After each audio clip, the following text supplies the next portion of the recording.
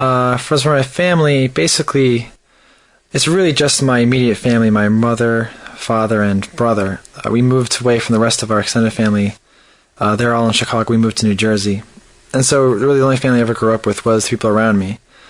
And so, I mean, my immediate family, like I said. So I got my brother. He's a little over 2 years older than me. His name is Ben. He's also in college right now. He's going to be some kind of math science major. I honestly don't even know. But we definitely grew up with a similar interest. People always, they ask, did you fight with your brother when you grew up? Or did you, does he beat you up a lot? Because, he's older. That's the thing. That's just how it works. They beat you up. And he never really did. Just, I gotta say, I have to admire my brother a lot because he'd always be the one.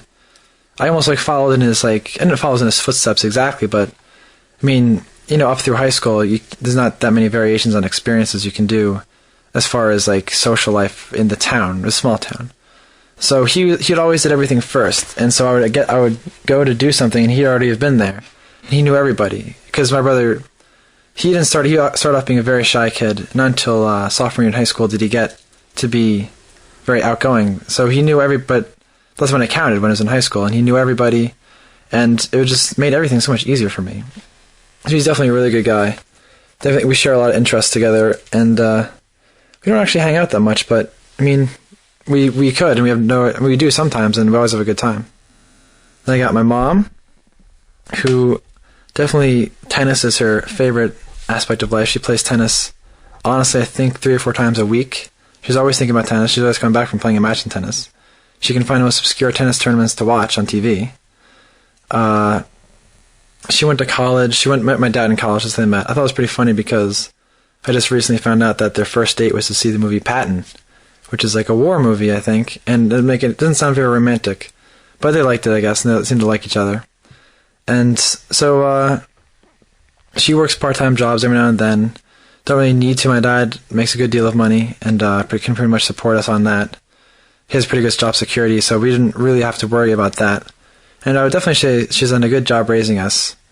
Just no complaints.